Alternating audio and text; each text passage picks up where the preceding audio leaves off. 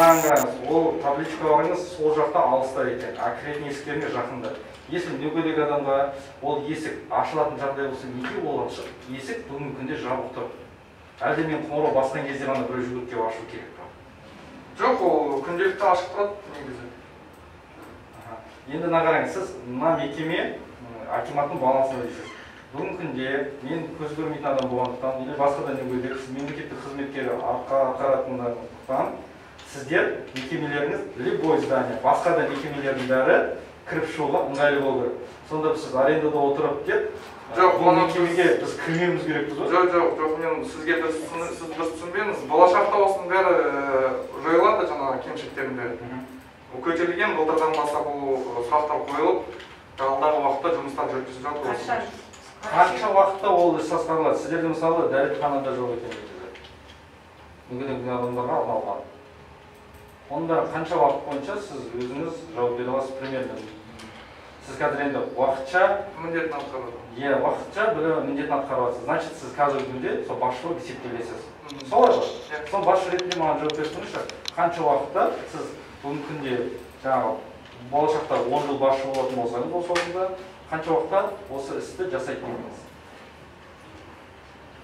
Оны жоғарыда тұрған басшылықтармен келісіп, осы жылдың аяғына дейін негізі өтірсек па деген ойдамыз. Өйткені ол өте маңызды сұрақ. Сіздер сияқты келіп жатқан адамдарға толығымен көмек көрсету керек. Енді мына қараңыз, сіздікі мекеме кішкентай емес, үлкен мекеме, бүкіл ауданды алып отырсыздар, Қаратал ауданының Үштөбе қаласында да. Енді қараңыздар, сіздерде бүгінгі күнде сотрудниктардың ішінде мамандардың арасында мүгедегі бар адамдар істей ме? Бүгінгі күнге мүгедек адамдар жұмыс істейді.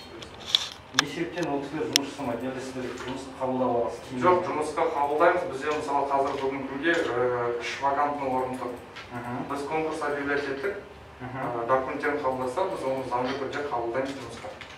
Сіздер негізі жаңағы жұмыспен қамту орталығына заявка беріңіздер, бізге мүгедегі бар адамдар керек деп. Білесіз ғой, заң бойынша әр мекеменің 3% бойынша жаңағыдай мүгедек адамдар жұмыс істеу керек екен.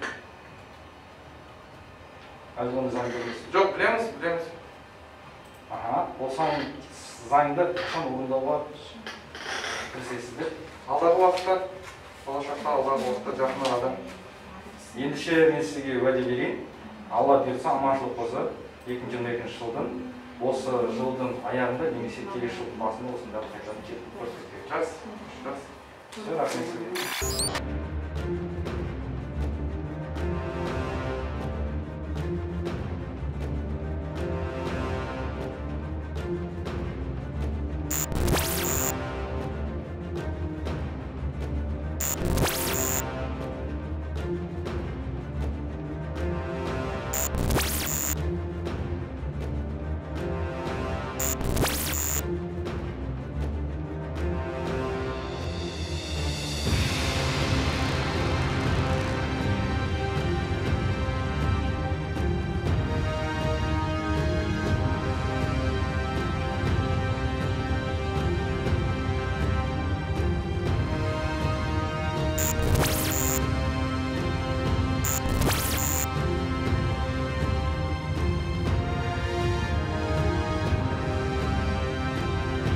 Аға, мен есімім Өмірәлі Бауыржан Бақытжанұлы болады.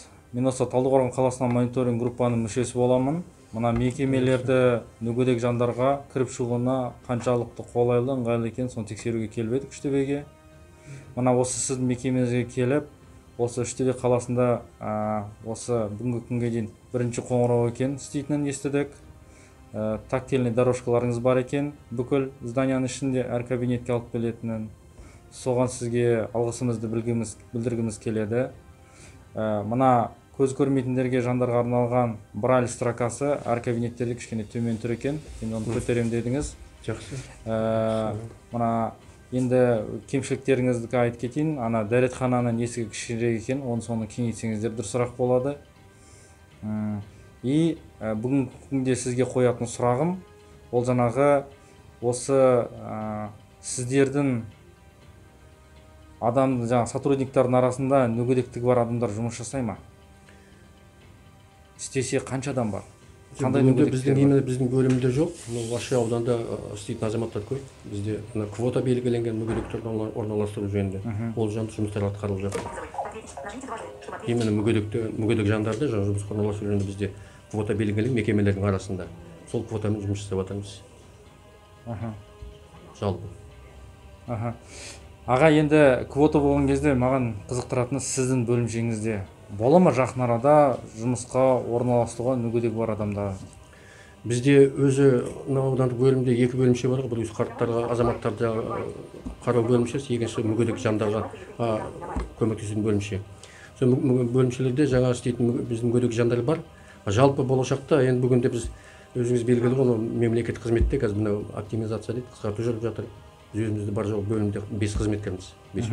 Ал жалпы енді болашақта мүгедек жандарға енді көңіл бөлінеді. Бірақ мен дағы ертең осында мүгедек жанды аламын деп енді оны өтірік айта алмаймыз.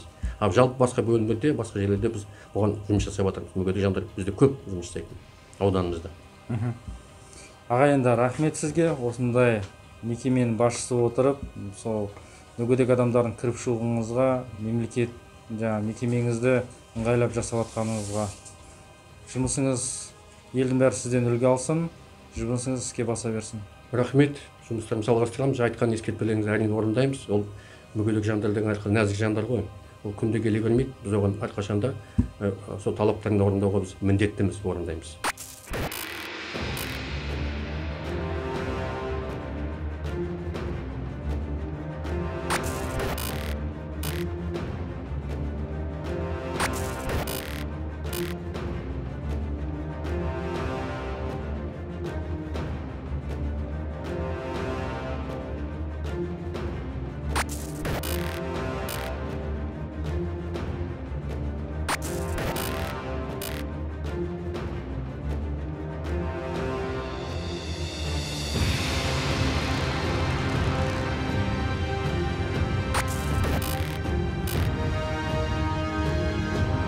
Бірінші қоятын сізге сұрағым, мына мекеменің ішіне кірердің алдында сіз маған кіруге кішкене ыңғайсыздау болды.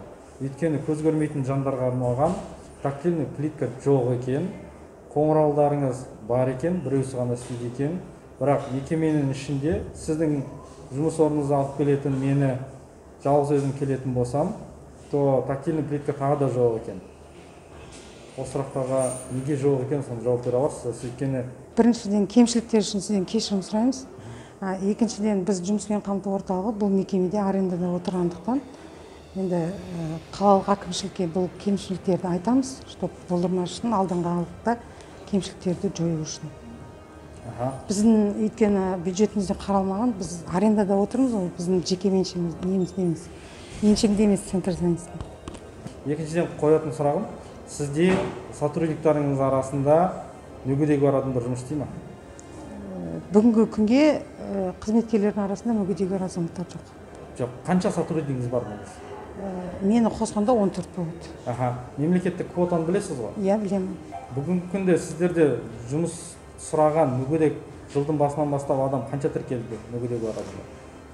Есептік кезеңге жылдың басынан бастап 47 мүгедек азамат тіркелген. Оны кәдімгі тұрақты жұмысқа орналасқан. 2 адам жаңағы өзіміз айтып өткендей квота шеңберінде жұмысқа орналасқан. Бірінші топ мүгедегі бар адамдарды жұмысқа биыл қанша адам кіргіздіңіздер? Жоқ, ондай кіргізген жоқпыз.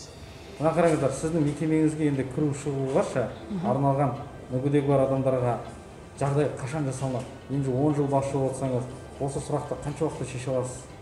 Енді ол маған байланысты емес қой. Біз қазір осы мекеменің болжап мақсат қоясыз алдыңызға, бюджет келесі жылғы бюджетке қарастырады.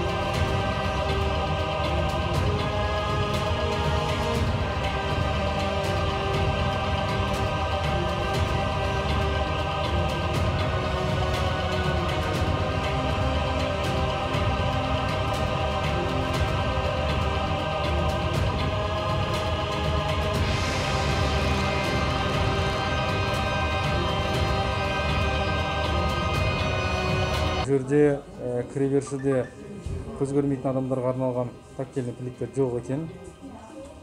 Пандустеріңізде қызыл жіп байланып тұр екен. Ремонт бұл жүріп жатыр. Екіншіден жаңа көз көрмейтін адамдарға арналған брайльский строкаларыңыз, мекеме туралы ақпарат өте төменде и сапасы уже өшейін депті. Соны төменде орналасқанда, соны биігірек көтерсеңіздер. Жақсы. Ыңғайлығынға. Так, екіншіден, мына мекеменің ішінде жаңағындай дәретханаларыңызды кішкене реттеу керек.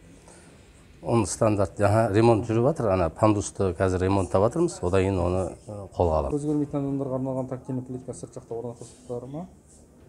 Орнату ойларыңызда бар ма? Бар, орнатамыз. Орнатамыз. Қанша уақытта мына ремонттарыңыз бітеді, қанша уақытта қайтадан кеп тексеріп, видео түсіріп кетсек болады, негізі дайын болған кезде? Енді оны облыспен согласовать етеді ғой, оны подрядчиктер жасайды, біз оны өзіміз қолдан қазір пандусты біз жасамаймыз. Ол тендерге түседі, подрядчик оның уақытын өзі белгілейтін шығар, белгіленген уақытын. Жылдың соңына дейін бола ма?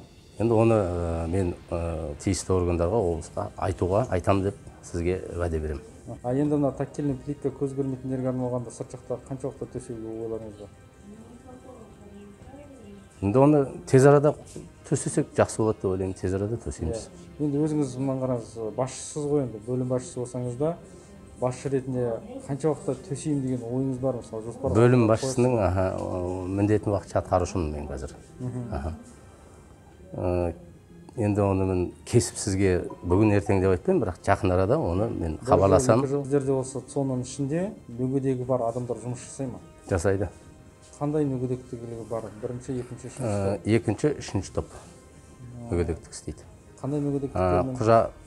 Құжат қабылдау, документирование, азаматтар құжаттандыруда. Сосын сектор приема, оперзалда құжат қабылдауда бір жігіт істейді. Қанша адам сонда? 2 адам.